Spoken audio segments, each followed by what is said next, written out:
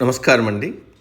మహాభారతంలో నేడు 26వ అధ్యాయము అంశము ధృతరాష్ట్రుడి ఆందోళన.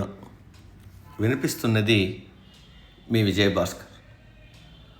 పాండవులు అరణ్యానికి బయలుదేరినప్పుడు పురజనులంతా వీధుల్లో గుమిగూడి ఇళ్లపైకెక్కి, పెద్ద స్తంభాలు చెట్లపైకెక్కి పాండవులను చూస్తూ ఏడుస్తూ కేకలు పెడుతూ పెద్ద గందరగోళం చేశారు. పురాతన అలవాటును అనుసరించి రత్న ఖచ్చితమైన రథాల్లోనూ భారీ ఏనుగులపై కూర్చుని మంగళవాద్యాలు సాగుతుండగా ప్రయాణించే రాజపుత్రులు ఇప్పుడు వారి జన్మభూమి నుంచి పాదచారులై అడవులకు వెళ్ళారు. ప్రజలు ఏడుస్తూ గుంపులు గుంపులుగా పాండవులను వెంబడించారు. అన్ని వైపుల నుంచి కౌరవులను చీకొట్టడం, పాండవులను అయ్యయ్యో అని సానుభూతిని బాధను వ్యక్తం చేయడం అక్కడ కనిపించిన దృశ్యం. ఈ పరిస్థితిని స్వర్గం నుంచి దేవుడు తప్పక చూస్తాడని జనం నుంచి కేకలు వినపడ్డాయి. అంధ ధృతరాష్ట్రుడు విదురుణ్ణి రప్పించి పాండవులు పట్టణాన్ని వదిలి అరణ్యానికి ఎలా వెళ్ళింది వర్ణించి చెప్పాలని కోరాడు. ఓ రాజా, కుంతి కుమారుడైన యుధిష్ఠిరుడు ముఖంపై వస్త్రం కప్పుకుని వెళ్ళాడు. అతని వెనుక భీముడు కళ్ళు దించుకొని తన చేతుల వైపు చూస్తూ వెళ్ళాడు. దారి అంతా ఇసుక చల్లుతూ అర్జునుడు వెళ్ళాడు. నకుల సహదేవులు తమ శరీరాల నిండా ధూళి పూసుకుని యుధిష్ఠిరుడి వెంట నడిచారు. తన జుట్టు విరబోసుకుని దానిలో తన ముఖాన్ని కప్పుకుని కళ్ళ వెంట నీరు కారుతుండగా ద్రౌపది యుధిష్ఠిరుణ్ణి అనుసరించింది. పాండవుల పురోహితుడైన దౌమ్యుడు వారితో కలిసి వెళ్తూ మరణ కారకుడైన యముణ్ణి ఉద్దేశించి సామగానం చేశాడు అని విదురుడు చెప్పాడు. ఈ మాటలు విన్న ధృతరాష్ట్రుడిలో ఇదివరకున్న భయము ఆందోళన కంటే ఎక్కువ కనిపించింది. పురజనులు ఏమన్నారు అని అడిగాడు. దీనికి విదురుడు, ఓ రాజోత్తమ, అన్ని వర్ణాల పురజనులు ఏమన్నది వారి మాటలకు మీకు చెప్తాను. ఇలాంటి ఘోరాలు జరగనిచ్చిన కురువృద్ధులు, చీచీ ఏమి కురువృద్ధులు, ఆశపోతు అయిన ధృతరాష్ట్రుడు వాడి కొడుకులు పాండవులను అరణ్యాలకు తరిమేశారని చెప్పుకున్నారు అని చెప్పాడు విదురుడు. ధృతరాష్ట్రుడు విదురుడు ఇలా సంభాషించుకుంటూ ఉండగా నారదుడు ప్రత్యక్షమయ్యాడు. నేటి నుంచి 13 ఏళ్ళు దుర్యోధనుడు చేసిన ఈ ఘోర కృత్యం వల్ల కౌరవాన్యాయమంతా అంతరిస్తుంది అని నారదుడు అంతర్ధానమయ్యాడు. దుర్యోధనుడు అతని అనుచరులు భయం చెందారు. వారంతా ద్రోణుడి వద్దకు వెళ్ళి ఏ పరిస్థితుల్లోనూ తమను విడిచిపెట్టాల్సిందని ప్రార్థించారు. దాంతో ద్రోణుడు విచారాన్ని నిస్పృహను వెల్లడించాడు. పాండవులు దైవాంశ సంభూతులు, అజేయులు అని పెద్దలు చెప్పే వాక్యాల్లో నాకు నమ్మకం ఉంది. కానీ కౌరవులు నాపై ఆధారపడి ఉన్నందున, నేను వారి అన్నం తింటున్నందున ధృతరాష్ట్ర కుమారుల కోసం ఎవరితోనైనా జగడమాడతాను. కౌరవుల కోసం నేను హృదయపూర్వకంగా కష్టపడతాను. కానీ ఏదవుతుందో అది దైవాధీనం. పాండవులు అరణ్యవాసం నుంచి ఆగ్రహంతో తిరిగి వస్తారు. కోపం సంగతి నాకు తెలుసు. ద్రుపదుడి పట్ల నాకున్న కోపంతో అతడిని రాజ్యభ్రష్టుణ్ణి చేసి అవమానపరిచాను. పట్టు విడవని ఆగ్రహంతో ద్రుపదుడు ఒక యజ్ఞం చేసి నన్ను చంప శక్తిగల ఒక కుమారుణ్ణి అగ్ని సమ్మఖన పొందాడు. అతడే దృష్టద్యుమ్నుడని విన్నాను. ప్రారబ్ధవశాన ఈ దృష్టద్యుమ్నుడు పాండవులకు బావమర్ది, స్నేహితుడై ఉన్నాడు. రాబోయే కార్యాలు సోది చెప్పిన ప్రకారం జరుగుతున్నాయి. మీరు చేసే పనులు కూడా ఆ చెడు మార్గానికే దారి చూపుతున్నాయి. మీ జీవితకాల పరిమితి సమీపిస్తోంది. కనుక మీరు చేయదగిన ముఖ్య కార్యం ఏమైనా ఉంటే త్వరగా చెయ్యండి. గొప్ప యజ్ఞం చెయ్యండి. దుర్యోధన, యుధిష్ఠిరుడితో రాజీపడు. ఇదే నేను చెప్పే సలహా. నీకు ఇష్టమైనవి నువ్వు చెయ్యి అన్నాడు. ద్రోణుడు మాటలు దుర్యోధనుడికి రుచించలేదు. సంజయుడు ధృతరాష్ట్రుడిని అడుగుతున్నాడు, నువ్వేమిటి ఆందోళనతో బెంగతో ఉన్నావు? ఓయి సంజయ, పాండవులను హింసించిన నాకు శాంతి ఎక్కడిది? సంజయుడు ఇలా అన్నాడు, నీవు చెప్పింది నిజం. మున్ముందు ఎవరికైతే ఆపదలు రాగలవో అతడి హృదయము, బుద్ధి, బలము వక్రించి మంచి చెడ్డల తారతమ్యం కూడా ఎరగడు. తన బుద్ధిని తానే పాడు చేసుకుని తన చెడుకు తానే ప్రయత్నిస్తాడు. నీ కుమారులు పాంచాల్ని హింసించి చాలా అగౌరవంగా ప్రవర్తించారు. దాని ఫలాన్ని వారు ఇక అనుభవిస్తారు. దీనికి ధృతరాష్ట్రుడు ధర్మాన్ని రాజనీతిని అనుసరించి నేను నడవక మూఢుడైన నా కుమారుడి ద్వారా చెడు మార్గానికి వెళ్ళి నీవు చెప్పినట్లు శీఘ్రంగా అతనికి చేరుతున్నాం అన్నాడు. అంతానికి చేరుతున్నామన్నాడు. విదురుడు ధృతరాష్ట్రునికి హృదయపూర్వకంగా మంచి సలహాలను ఇచ్చేవాడు.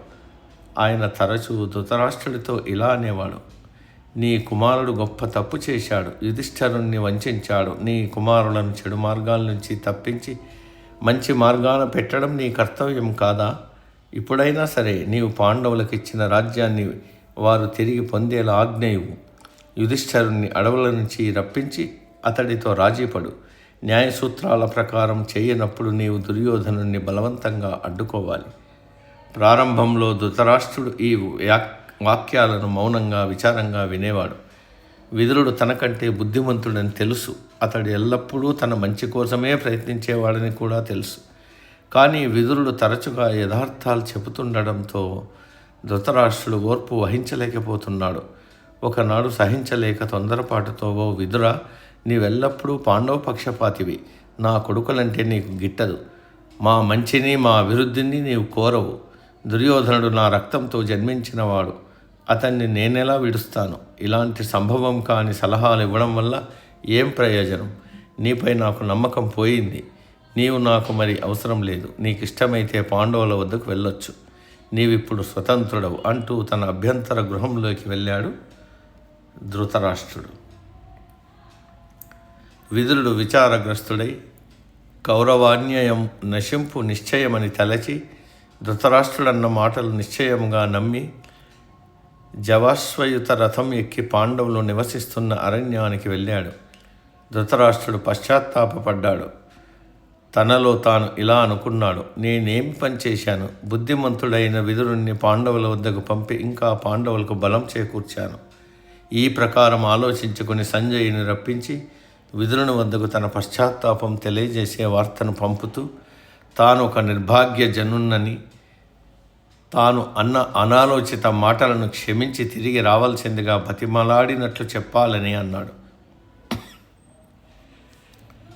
సంజయుడు పాండవులు అరణ్యంలో నివసించే ప్రాంతానికి త్వరగానే వెళ్ళాడు. అక్కడ పాండవులందరూ జింక చర్మం ధరించి ఉన్నారు. ఋషీశ్వరులతో పరివేష్టించి ఉన్నారు. విదురుణ్ణి కూడా అక్కడ చూశాడు. ధృతరాష్ట్రుడు చెప్పి పంపిన సందేశాన్ని విదురుడికి తెలియపరిచాడు సంజయుడు. నీవు హస్తినాపురానికి తిరిగి రాకపోతే అంధరాజు ధృతరాష్ట్రుడు భగ్న హృదయుడై చనిపోగలనని చెప్పాడు. మృదుల స్వభావుడైన విదురుడి హృదయం ద్రవించిపోయింది. సంజయుని వెంట హస్తినాపురానికి తిరిగి వెళ్ళాడు. ధృతరాష్ట్రుడు అతన్ని కౌగలించుకున్నాడు. ఉభయులు కన్నీరు కార్చారు. అప్పటి వరకు విదురుడిపై ద్వేషాన్ని వెళ్ళగక్కిన ధృతరాష్ట్రుడు అన్యోన్య ప్రేమానురాగాలు వ్యక్తం చేశాడు. ఒకరోజు మైత్రేయి మహాముని ధృతరాష్ట్రుని మందిరానికి రాగా గౌరవించి ఉచితాసనంపై కూర్చోబెట్టారు. ధృతరాష్ట్రుడు ఆయన ఆశీర్వచనం పొందాడు. మీరు పాండవులను కలిసే ఉంటారు. మా కుటుంబంలో అన్యోన్య ప్రేమ ఏమాత్రమైనా తగ్గకుండా ఉంటుందా అన్నాడు ధృతరాష్ట్రుడు. మైత్రేయి బదులిస్తూ, నేను కావ్యక వనంలో హఠాత్తుగా యుధిష్ఠిరుణ్ణి కలిశాను. ఆయన్ను చూడటానికి అక్కడున్న ఋషులు వచ్చారు. హస్తినాపురంలో జరిగిన సమాచారాన్ని విన్నాను. నీవు భీష్ముడు జీవించి ఉండగా అలాంటి పనులు జరగడం నాకు వింతగా అనిపించింది. తర్వాత మైత్రేయుడు అక్కడ ఉన్న దుర్యోధనుణ్ణి చూశాడు. కృష్ణుడు, ద్రుపదుడు పాండవులకు బంధువులని, పాండవులే పరాక్రమశాలురని, అలాంటి పాండవులకు హాని చేయడం తగదని, వెంటనే దుర్యోధనుడు పాండవులతో రాజీ పడాలని, ఇదంతా దుర్యోధనుడి శ్రేయస్సు కోరి చెప్తున్నానని మైత్రేయుడు దుర్యోధనుడితో అన్నాడు. మూఢుడు, మొండివాడు అయిన దుర్యోధనుడు మైత్రేయుడి మాటలు విని వికటంగా నవ్వుతూ తొడలు చెరుస్తూ నేలను పాదాలతో రాస్తూ అతడికి జవాబు చెప్పకుండా నిరాదరంగా చూసి అక్కడి నుంచి వెళ్ళిపోయాడు. మైత్రేయుడికి ఆగ్రహం వచ్చింది. దుర్యోధనుణ్ణి చూస్తూ, నీకు అంత కండకావరమా? నీ మేలు కోరిన నా పట్ల ఇంత నిరాదరణ?